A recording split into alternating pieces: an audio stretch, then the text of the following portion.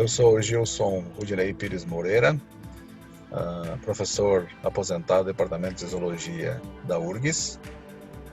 Estou presidente atualmente da Associação Brasileira de Criadores de Ovinos Crioulos. Sou membro da Rede Sul de Recursos Genéticos, da Sociedade Brasileira de Recursos Genéticos, e venho atuando na iniciativa privada há cerca de 26, 27 anos no resgate de raças ameaçadas de extinção no sul do Brasil. Eu gostaria já de antemão agradecer à sociedade e à organização do Congresso pelo convite e especialmente ao Dr. Edson Martins, da Associação Brasileira de Criadores de Crioulos Lagianos, pela indicação do meu nome. Então, a respeito das raças ovinas e caprinas autóctones do sul do Brasil, eu vou me referir basicamente a duas raças, que nós chamamos de ovelha crioula e cabras crespas. A ovelha crioula, já conhecida e estudada há cerca de 40 anos, e as cabras crespas praticamente desconhecidas. Vou falar então, inicialmente, sobre a ovelha crioula em si. A ovelha crioula, supostamente, teve origem na introdução de animais no século XVII, através dos jesuítas, e foi a ovelha, então, que predominou no sul do Brasil até o final do século XIX. No início do século XX, com a introdução de raças comerciais e o aperfeiçoamento, melhoramento dos rebanhos com vista à industrialização, praticamente com a Revolução Industrial, ela começou então a ser substituída por outras raças tidas como mais produtivas, especializadas com relação à lã, até no final do século XX, praticamente ameaçada de extinção, teve o interesse então por parte da Embrapa com relação ao resgate e começou então este programa de resgate e conservação nos anos 80 do século XX. A Associação de Criadores então foi o passo natural, criada ao final do século XX, 1999, e passou então a trabalhar o fomento da raça. Inicialmente foi pedido o reconhecimento oficial, foi então por parte da associação e que foi conferido pelo Ministério da Agricultura no ano de 2001. Juntamente com o reconhecimento oficial, foi delegada à ARCO a responsabilidade pelo registro genealógico, desde então até o momento, é a instituição sediada em Bagé, que faz o controle genealógico.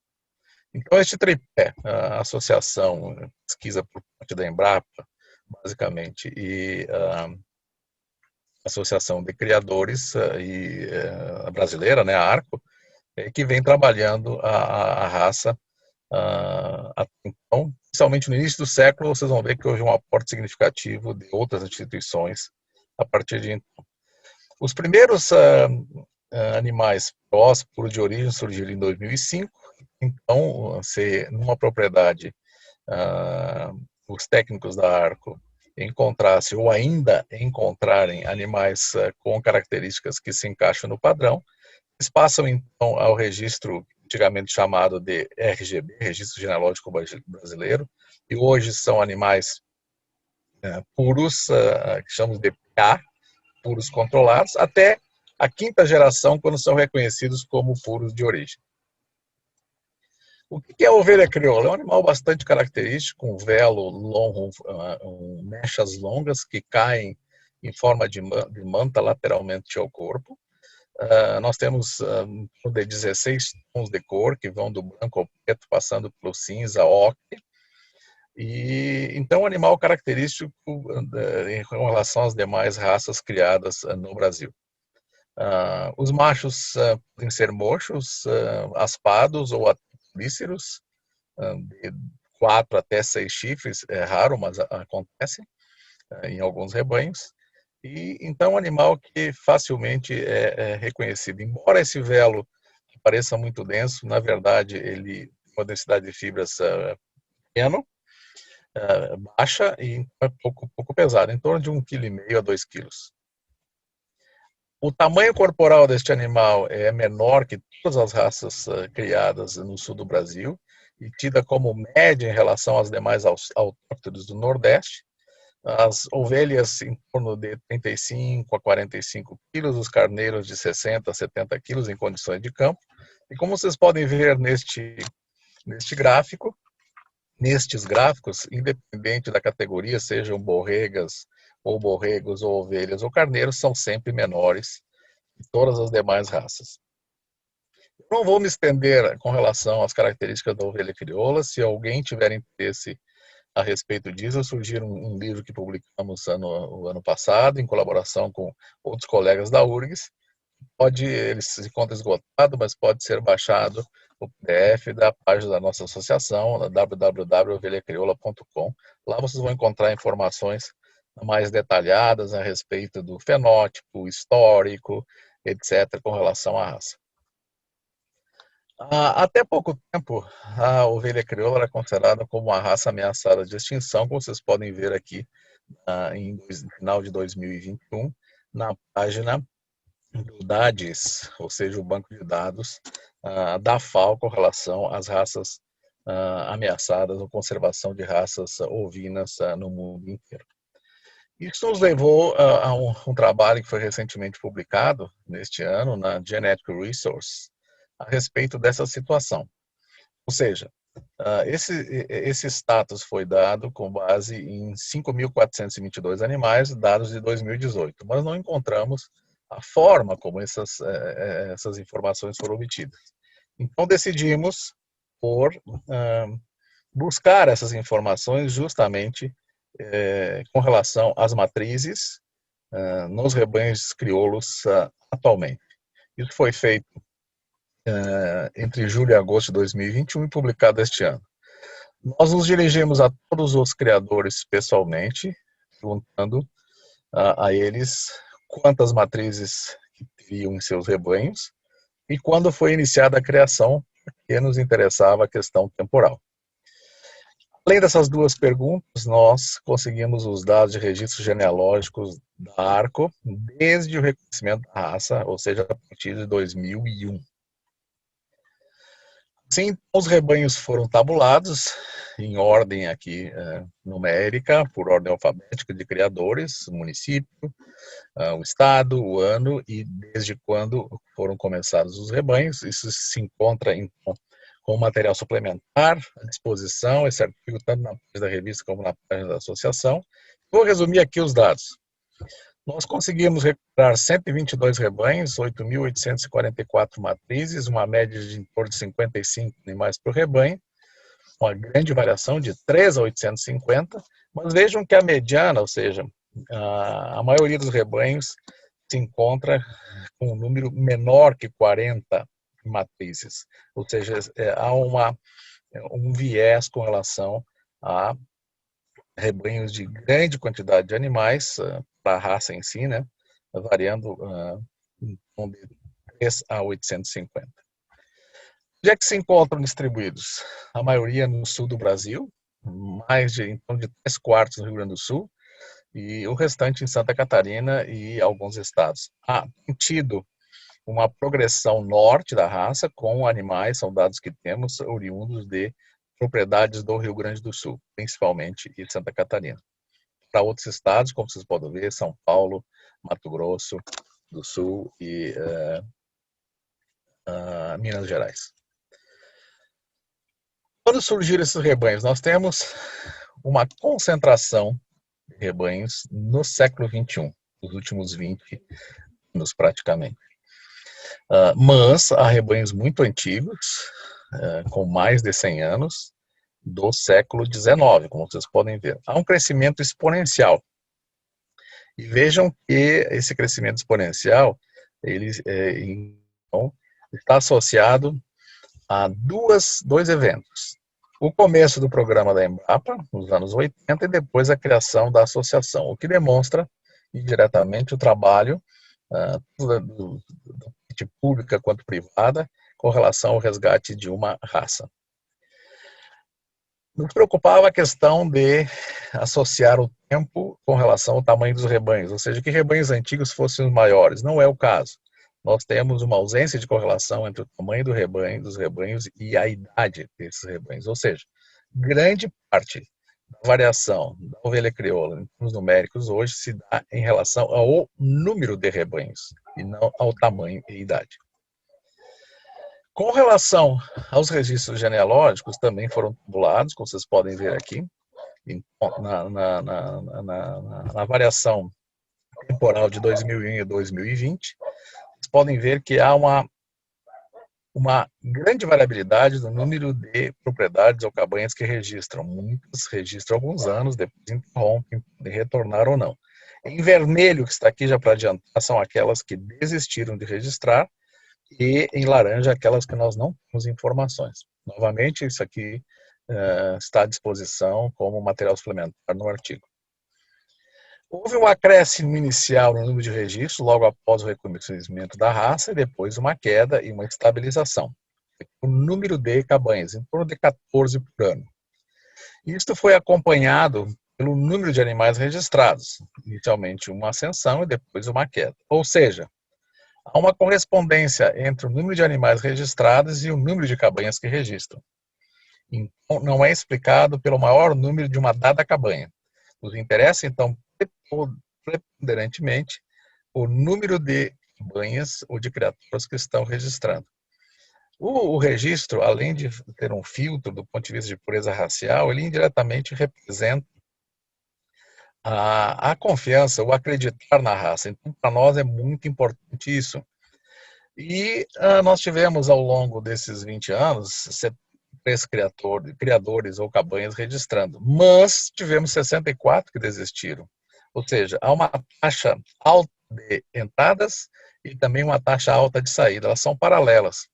Ou seja, praticamente, se nós compararmos as duas retas, nós não encontraremos a diferença estatística. Somente 19, ou seja, 26% dos criadores estão registrando nos últimos 5 anos. Isso é bastante importante e preocupante, porque então nos atesta uma desistência muito grande, por diversas razões, a troca da raça, a morte do criador, etc. Grande parte argumenta que o custo eleva em muito e não agrega valor, ou seja, não paga a pena registrar. Nós temos uma grande quantidade de rebanhos que não registram e é de se pensar, inclusive, o quão representativa é a variabilidade genética dentre os rebanhos que registram, visto que nós temos muitos rebanhos antigos que nunca foram registrados. Com relação à ameaça de extinção em si, vamos nos basear nas últimas publicações da FAO, praticamente em 2015, que regulamenta isso, e nesta tabela, onde a nossa entrada é para animais com menos de 80% puros de origem. Nós não atingimos este valor recomendado pela FAO. Então, este segundo grupo. E nós temos, então, acima de 7.200 animais, e nós vamos ver que nós temos acima também de 35 carneiros registrados. Na verdade, nós temos uma média de 78 carneiros registrados por ano nos últimos anos, ou seja, bem, nos últimos 5 anos, bem acima daquilo recomendado pela FAO. Em outras palavras, a raça hoje não se justifica mais como ameaçada de extinção, é uma raça autóctone, como outra qualquer, e então vamos ver quais são as diretrizes que a associação tomará em relação ao futuro, com relação ao melhoramento, etc. Nós estamos levando aqui em consideração que a ovelha crioula pode ser encontrada em outros países da América do Sul, principalmente na Argentina e Uruguai. Então é uma raça denominada de transboundary, ou seja, a variabilidade genética e o número de rebanhos é muito maior do que nós estamos aqui relatando. Como é que nós temos conseguido isso? Através do fomento da associação. Uma série de iniciativas, dentre elas, vou mostrar deste ano apenas para vocês. É uma associação bastante atuante. Aqui nós temos um curso de jurados, o segundo é feito pela raça. Para aqueles que estão inseridos no meio da ovinocultura, encontrarão aqui pessoas, técnicos da ARCO, na própria diretoria da ARCO, professores universitários, criadores, etc., jovens investindo e participando. Nós tivemos 17 novos profissionais que entraram dessa forma na raça agora neste ano. Vias de campo, onde são mostradas as propriedades, aonde nós temos oficinas de artesanato, etc., são também realizados pela associação desde a sua fundação. Esse aqui é o último deste ano. Presença em eventos, feiras, e inclusive na Expo Inter, de uma forma contínua, desde 2001, todos os anos. Esses aqui são os animais premiados este ano. A Expo Inter diariamente tem uma taxa de visita acima de 20 mil pessoas. Nós nos valemos dela para fazer o fomento da raça. Tem sido muito proveitosa essa participação e acreditamos que vamos continuar dessa forma. E hoje nós temos a presença da ovelha crioula nas feiras regionais, nas principais feiras como Feovelha, Feovinos e Agrovino, e agora na Sul Brasileira em Lages. Vamos, de certa forma, adotado o princípio da Livestock Conservancy, onde se atesta que se quisermos preservar ou salvar uma raça da extinção, precisamos dar a ela uma atribuição. E a ovelha crioula tem se destacado com relação à carne, uma carne saborosa. Nos concursos de carcaça aqui, eu não quero que vocês leiam isso, mas está à disposição lá na página. Inserida hoje na cadeia produtiva, porque exige carcaças pequenas e que são terminalizadas, vamos assim usar esse termo, a contento, não somente como puras, mas também com relação à cruza com outras raças, aqui no caso a Suffolk, mas temos experiência em outras raças, e habilidade materna, pela ausência ou diminuição da sazonalidade, permitindo cordeiros que se intercalam então, na época de escassez no mercado. Vimos com bastante promissor o mercado da carne da ovelha crioula, que hoje exige carcaças pequenas, os frigoríficos em si, de 14 a 16 quilos. A lã, embora a lã hoje esteja reconhecidamente com dificuldade de inserção, as lãs médias, né? A ovelha crioula é uma lã grossa, mas que atende um mercado específico, e temos tido uma procura por parte principalmente dos catarinenses com relação às fibras para serem os cochonilhos, ou seja, a reconstituição de uma pele sem abater o animal, como vocês estão vendo aqui, um colega em atividade, e também esses artigos, ou mais artigos, inclusive, poderão ser obtidos lá na nossa página. São os coxinilhos ou cochonilhos, como assim são conhecidos. E o valor hoje está bem acima daquilo que inicialmente nós tínhamos com relação à lã da ovelha crioula, o que nos é muito, eu diria, alvissareiro. Em resumo, nós temos mais de 100 rebanhos, mais de 8 mil matrizes, nós temos uma associação atuante, nós temos registros genealógicos sendo realizados em ascensão, embora tenhamos tido um declínio, estáveis, tivemos uma ascensão e depois declínio, mas continua essa atividade, estamos tentando trabalhar essa questão junto à Arco para aumentar o número de rebanhos acompanhados. Não é uma raça ameaçada, e temos indicativos fortes com relação à viabilidade econômica, tanto do ponto de vista da conserva da carne, quanto com relação à lã, e algumas iniciativas com relação ao leite, principalmente para as instituições de pesquisa que estão iniciando trabalhos como o Instituto Federal Farroupilha, a Unipampa, dentre outros. E é importante salientar que nós temos, claro, a participação de instituições de pesquisa e também de ensino, destacando-se aqui, inclusive, colégios agrícolas como a ETA, o próprio Instituto Federal Farroupilha, aqui a Escola Técnica Anguçu, dentre outros. Com relação às cabras crespas, bem, gostaria de salientar que inicialmente esses animais foram inclusive expostos em exposição como fossem angorás, e realmente são parecidos com angorás, e parece um angorá crioula, né, com os membros destapados, cara limpa, né, e um velo mais curto, mas isto é um mohair, é um pelo valioso, como eu vou falar mais adiante.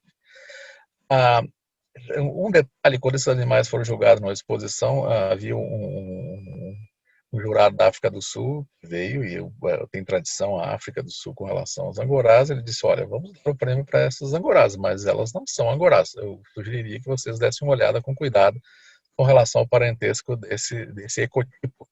E assim foi feito. Essa é uma dissertação que nós co-orientamos, é o único trabalho que eu conheço, que está aqui na base da tela, é sobre as angorás. Foi feito um levantamento então, dos rebanhos que existiam na época. Essa publicação ela é do ano de 2016, é bastante recente. Esses animais são encontrados em rebanhos no sul do Rio Grande do Sul. Muitos desses que estão aqui marcados já desapareceram, mas se concentram hoje na região das Palmas, onde vocês poderão encontrar, inclusive, animais alçados, ou feral, como que eu assim pronunciar, vivendo em condições naturais, em campo nativo. É uma região um pouco declivosa, típica da Serra do Sudeste do Rio Grande do Sul.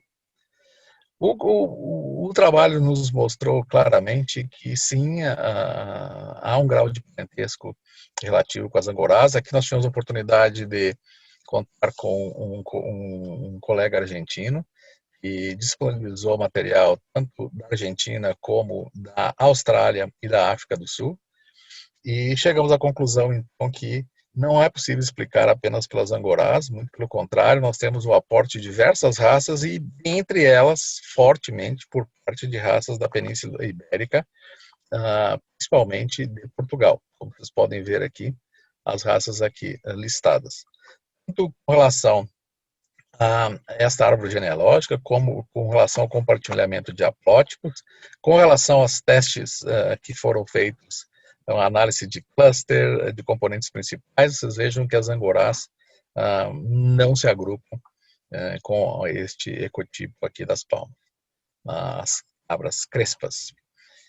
Também, com relação a uma análise bayesiana, vejam que separa claramente as angorás das cabras crespas. Esse é um trabalho, eu esqueci de mencionar, com base em DNA mitocondrial, a região controladora, e mais microsatélites. São um total de 11 microsatélites. São animais próximos às angorás, mas bem menores. Como eu disse, nós fizemos também um estudo morfométrico desses rebanhos. Há uma deiscência do pelo nessa época do ano agora, como vocês podem ver neste rebanho. Mas é um material que se encontra aqui em número reduzidíssimo de rebanhos, hoje com menor número, eu diria, que anteriormente, quando foi detectada a raça, menos de 10 rebanhos e menos de 500 indivíduos.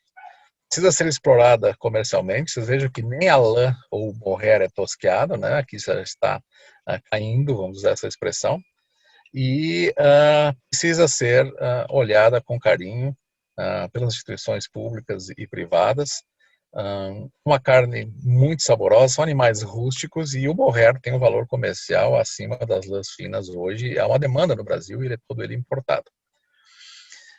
Em resumo, eu gostaria de agradecer à Associação de Criadores pelo acesso desses dados que eu apresentei, Marco pelos dados, né, com relação aos registros genealógicos, e ultimamente nessa foto que vocês estão vendo aqui, um pequeno grupo de interessados com iniciativas privadas, a associação juntamente com a família Colares, que detém esses animais nas Palmas. Eu gostaria de agradecer o apoio que nós temos tido nessa reiniciação do resgate das cabras crespas, e também a Rede Sul da Sociedade de Recursos Genéticos, que tem incentivado, da qual eu faço parte. Muito obrigado.